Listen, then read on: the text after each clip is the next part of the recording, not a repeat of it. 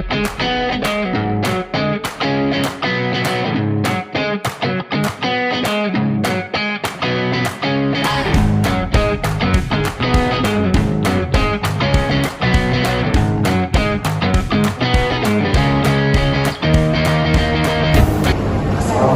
warahmatullahi wabarakatuh. Perkenalkan, kami dari kelompok 2 dengan materi etika bisnis. Sebelumnya, perkenalkan nama saya Diansyah. Perkenalkan nama saya Muhammad Rodi. Perkenalkan nama saya Raffi. Perkenalkan nama saya Manjuki. Perkenalkan nama saya Muhammad. Perkenalkan nama saya Syakira Dana. Perkenalkan nama saya Raffi Syakira. Perkenalkan nama saya Syakira Dana. Oke, selanjutnya Baik, yang pertama yaitu ada pengertian etika bisnis. Etika bisnis adalah prinsip, norma, dan standar moral yang menjadi pedoman dalam menjalankan aktivitas bisnis agar sesuai dengan nilai-nilai kebaikan, kejujuran, keadilan, dan tanggung jawab sosial. Etika bisnis mengatur bagaimana perusahaan berinteraksi dengan karyawan, pelanggan, mitra bisnis, pemegang saham, dan masyarakat luas agar tercipta hubungan yang sehat, adil, dan saling menguntungkan. Selanjutnya ada beberapa pengertian etika bisnis menurut para ahli. 1. State et al. 2. Etika bisnis adalah standar etika yang berkaitan dengan tujuan dan cara membuat keputusan bisnis. 3. Velasquez. 4. Etika bisnis adalah studi khusus tentang moral yang benar dan salah dalam konteks bisnis. 5. Bertens 2000. 6. Etika bisnis adalah penerapan prinsip-prinsip moral umum ke dalam bidang bisnis.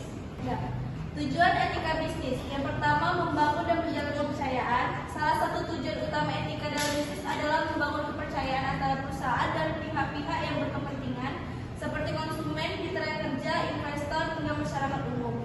Kepercayaan adalah fondasi hubungan jangka panjang dalam dunia bisnis. Ketika perusahaan terbukti jujur, adil, dan transparan dalam operasionalnya, maka pelanggan dan mitra bisnis akan lebih loyal dan bersedia bekerja sama. Yang kedua, mencegah praktik bisnis yang tidak etis atau merugikan. Etika bertujuan untuk mencegah munculnya tindakan yang tidak jujur dan tidak adil seperti korupsi, penipuan, pencurian ide, eksploitasi tenaga kerja, diskriminasi, dan pelanggaran hukum lainnya. Dengan adanya etika bisnis, perusahaan memiliki pedoman dalam mengambil keputusan yang bertanggung jawab dan beradab. Yang ketiga, meningkatkan reputasi dan citra positif perusahaan. Perusahaan yang berlaku etis akan lebih dihargai oleh publik dan dianggap sebagai entitas yang bertanggung jawab serta sosial. Citra positif ini dapat meningkatkan loyalitas konsumen, menarik investor, dan bahkan memudahkan perusahaan dalam merekrut dan mempertahankan karyawan berbakat.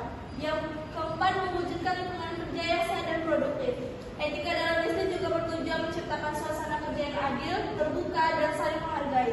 Ketika karyawan diperlakukan secara adil, diberikan hak-hak mereka, dan tidak mengalami diskriminasi, maka mereka cenderung lebih termotivasi, produktif, dan loyal terhadap perusahaan. Dan yang kelima, menjamin keberlanjutan bisnis jangka panjang. Perusahaan yang beroperasi dengan etika cenderung lebih berkelanjutan karena mereka mempertimbangkan dampak jangka panjang dari setiap keputusan bisnis. Mereka tidak hanya berfokus pada keuntungan finansial sesaat, tetapi juga memperhatikan dampak sosial dan lingkungan. selanjutnya adalah perihal etika bisnis. 1. Kejujuran atau integritas. 1. Menyampaikan informasi secara benar dan transparan kepada karyawan, pelanggan, dan mitra bisnis. Yang kedua, tidak memanipulasi data keuangan atau aturan. Kemudian ada keadilan atau fairness. Dapat dua contoh, yaitu memberikan perlakuan yang adil kepada seluruh rakyat tanpa diskriminasi. Yang kedua, menetapkan harga pokok atau jasa secara wajar dan tidak memanfaatkan keadaan konsumen. Yang ketiga, ada tanggung jawab sosial atau corporate social responsibility atau CSR. Ada dua contoh. 1. Menghormati lingkungan dengan pengelolaan limbah baik. Kedua, mendukung kegiatan sosial seperti program beasiswa atau bantuan bencana. Menjaga kerahasiaan. Dapat juga 1. Tidak membagikan informasi rahasia perusahaan pada pihak luar. Yang kedua, menghormati privasi dan keluarga. Kemudian ada kepatuhan terhadap hukum, contoh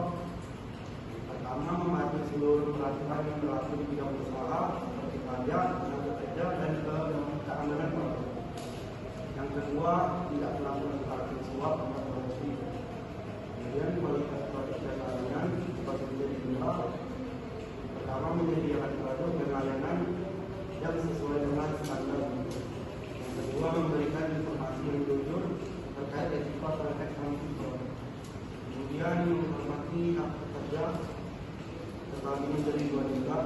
Pertama, tidak mempekerjakan hak buruh. Yang kedua, menyediakan upah yang layak dan jam kerja yang maksimal. Yang terakhir adalah produksi. Terdapat dua juga menjawab secara individual baik memberi maupun menerima. Yang kedua, mendorong budaya kerja yang berkelanjutan. Baik, selanjutnya ada contoh pelanggaran yang dilakukan dalam berbisnis. Diambil dari contoh perusahaan, yaitu perusahaan dari PT Ajinomoto yang berdiri sejak 1958, merupakan salah satu perusahaan makanan terbesar di Indonesia dengan produk-produk seperti penyedap rasa, kaldu, dan ragi. Namun, keberhasilan bisnis ini tidak lepas dari tentang etika yang dihadapi. Dalam beberapa tahun terakhir, perusahaan ini tercatat mengalami beberapa kasus pelanggaran etika dalam praktik produksi dan pemasaran yang menimbulkan reaksi dari masyarakat, konsumen, dan regulator. Pernah melibatkan PT Ajinomoto Indonesia, yaitu pertama kasus penggunaan bahan berbahaya di tahun 2020. PT Ajinomoto diduga menggunakan bahan-bahan tertentu dalam produk makanannya yang tidak sesuai dengan standar keamanan pangan nasional dan internasional. Bahan-bahan ini dinilai berpotensi berbahaya bagi kesehatan konsumen apabila dikonsumsi dalam jangka panjang. Yang kedua, kasus promosi menyisakan di tahun 2022.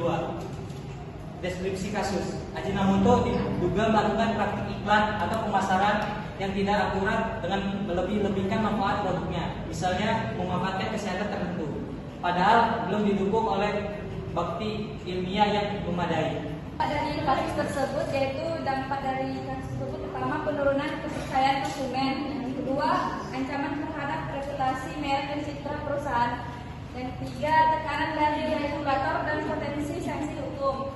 Terakhir, seruan dari masyarakat dan LSM untuk meningkatkan akuntabilitas dan transparansi perusahaan. Jadi ada beberapa contoh suksesnya lembaga bisnis, yaitu perusahaan Unilever Indonesia (PBK). Yang pertama itu kualitas produk yang konsisten.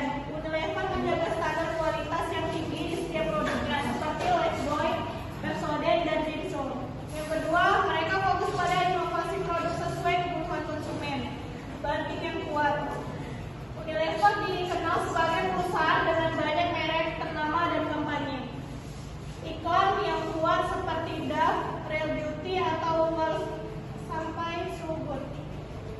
Mereka berhasil membangun kepercayaan konsumen, distribusi yang luas dan efisien, memiliki jaringan distribusi yang terbesar di seluruh Indonesia, kolaborasi dengan retailer besar dan toko-toko kecil di manajemen SDM yang profesional. Unilever berinvestasi dalam pengembangan karyawan melalui pelatihan, program kepemimpinan, dan peluang karir yang jelas, menciptakan budaya kerja yang instruktif dan suportif berbagai daerah, manajemen SDM yang profesional. Unilever berinvestasi dalam pengembangan karyawan melalui pelatihan, program kepemimpinan, dan peluang karir yang jelas, menciptakan budaya kerja yang instruktif dan suportif.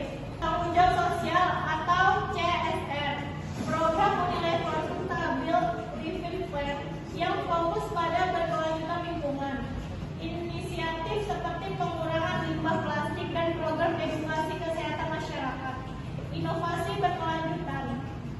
Unilever terus mengembangkan produk baru yang relevan dengan kebutuhan pasar, seperti produk ramah lingkungan dan sehat.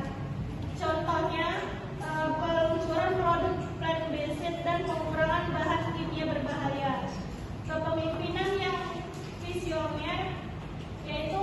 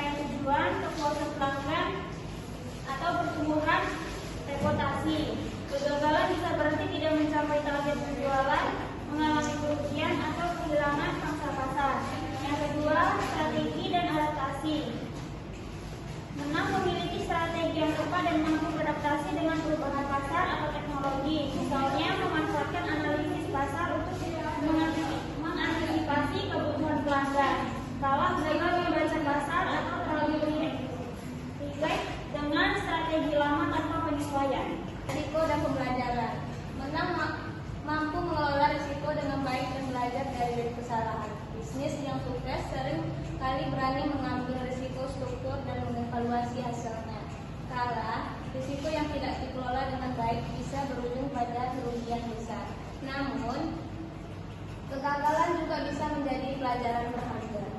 Yang keempat, kolaborasi dan kompetensi.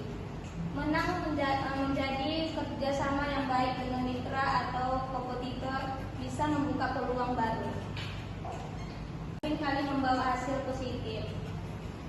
Kalau kompetensi yang tidak sehat atau kurang kolaborasi bisa membuat bisnis kesulitan bersaing.